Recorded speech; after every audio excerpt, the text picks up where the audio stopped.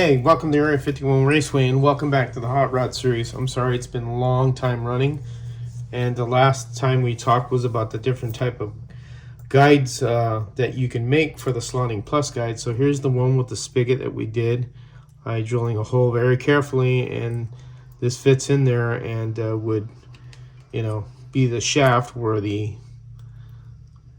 guide would go through, and there would be your guide right there. Very good.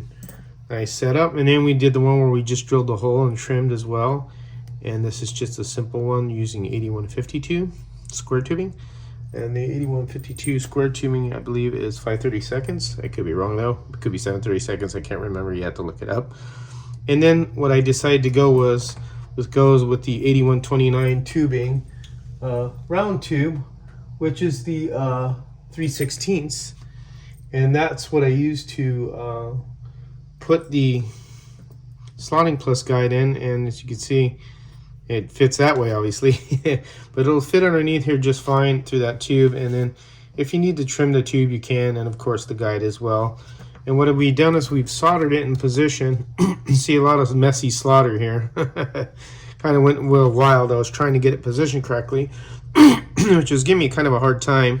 And then what I also was trying to make sure I did was that the wheelbase was correct as well, meaning that we got the correct wheelbase on this side as well as on the opposite side, because we don't want one wheel to be more forward than the other. And we got it within, I think, a millimeter or 2.1, 0.2 millimeters, which is fine. That's not gonna really give you any effect with the car. It's straight and the guide is straight on. And then we made a U bracket out of 11 I believe it's 1136 round brass, solid brass tube. So yeah, 1161, excuse me. So here we go. So 1161 brass tubing, 330 seconds. And all I did was cut between here and here and kind of gauged what I needed to do. I actually did it this way. I did a short one, and then I measured from frame to frame here, or just marked it here, cut it with some pliers, and then bent it like a U like this, and with 2 pliers, and then soldered the tube on here, and then soldered it onto this piece of brass strip, which was what I did also with the guide tongue that I made for this. And I'll pull this out so you can see what I did, and it's exactly what I did underneath there. I soldered it to a brass strip and then made another piece right here from 8152, the square tubing, and then just placed it there and soldered it. It's a little bit messy. I'll clean it up. It's no big deal. And basically just got my own little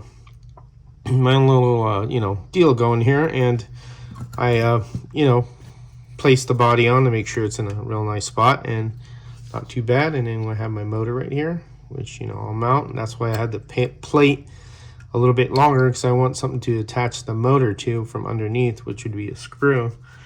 There you have it. I'll have the oil pan, and I'll have that, and I'll have enough room to actually put a radiator here, which will be cool. I can get a radiator and put it right here, and doll up the engine, put some headers. Just pretty much it right there. Now I don't know if I'm going to go with these wheels or not. Maybe it all depends. I may go with the other style, which the pie cutter ones are the thinner wheels, so it's just the narrower ones, the steely ones. I'll probably need to do something different here. I can reduce this to 330 seconds, and I'll show you how next time we get into it. But there's part of the chassis there. That's pretty much most of it done. I will cut these down, of course, shave those off, unless I intend on making a bumper, which I don't think so. I'm just going to have the grill. Maybe I'll have a bumper. I'm not sure. As I build this, I kind of go along and see how I'm going to do it. That's basically, a quick little chassis there. I know it looks a little messy here, but you always clean it up with some no clean wick, and then sandpaper it down and just make it look a little nice. Nobody's going to look underneath this, because this is where you're going to mount the motor.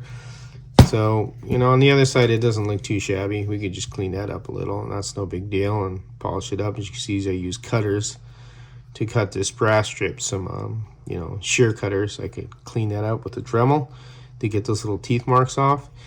And that's pretty much it. I mean, now that's all that's left is to put the body mount. So you would kind of get an idea where your body mounts would go, and you could use again the flat, the the flat brass here, and make some mounts to where you would want to mount it.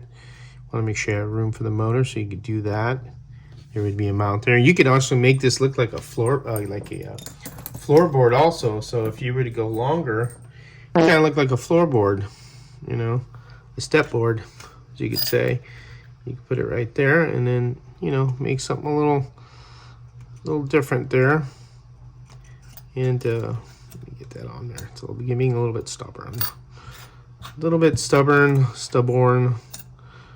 and just put your body there and have something like that.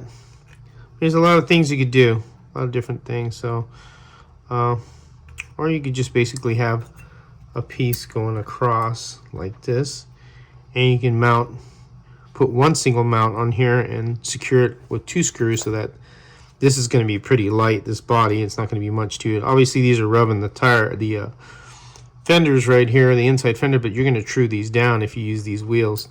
And that's, just little things like that. You could get it set up, and again, 2 screws and a piece of plastic strut across would be a little bit easier to mount. But if you want to make like floorboards, you could do that either with the model or just make these longer, and they would simulate floorboards as well, and you could paint those up if you want. There's different things you could do. I'll probably go the easy way for this one, just for to make it a little bit more simplified. Who's ever trying to build something like this? And I could do that and then mount it that way, and that's not going to move anywhere. You don't need body float for these, obviously, because it's just basically it's not a full body car going over a chassis, so body float ain't necessary. With plastic strut up like this, I mean, it'll look pretty good, and then you could start doing your modeling part. But this is basically the chassis on it, and I will probably go this route. This seems to be the route I think I'm going to go with to mount that. I'll solder that on, and I'll have my body mount, and then I have a place to put my engine.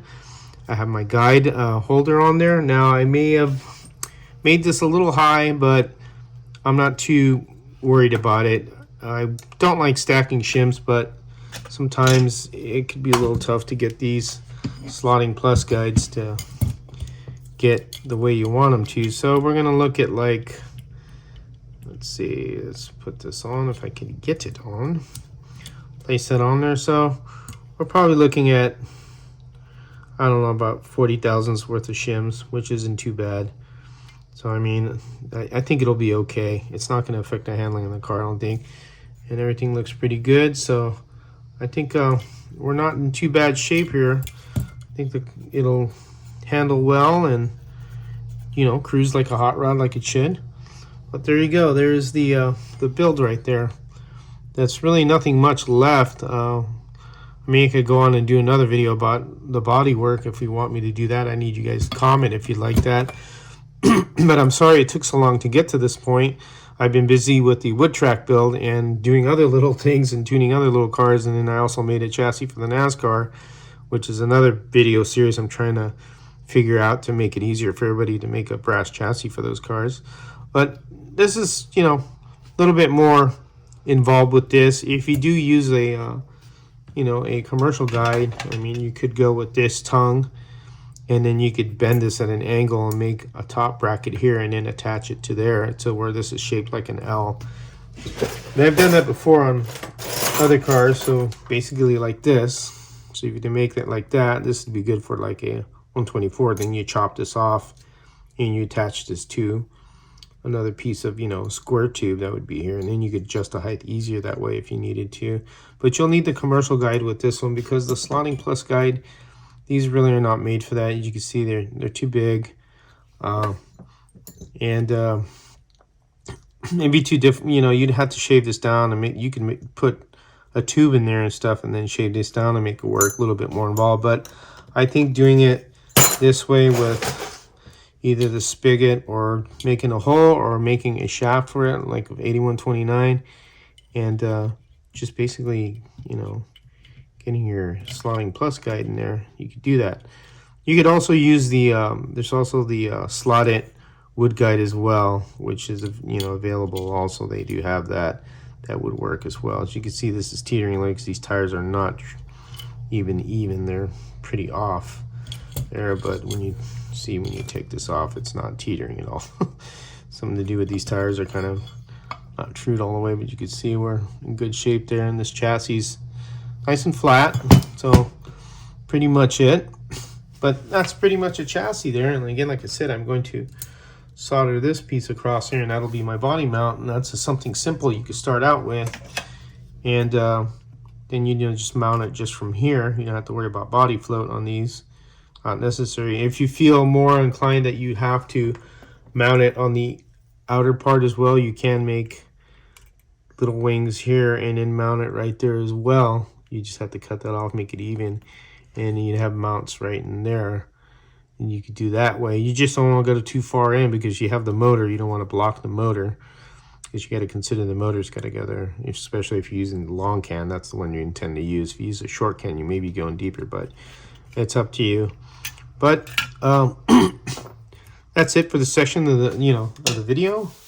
I hope you enjoyed this, and if any questions or comments, please give me a holler or do anything to help. Again, these are going to be really cool to see a lot of people build these. This one was a little bit troublesome because I was doing this from underneath and it was too high, and then I had to flip it back up here. That's why there's so much solder all over it. But I'll clean this up, sand it down, and make it look pretty up here at least, even though nobody's going to look here. I do want this a little bit smooth. That's where I'm going to put the motor. And I'll probably paint this chassis. And that's pretty much it. So, again, sorry for taking so long to put out the video. As always, you take care and have fun racing.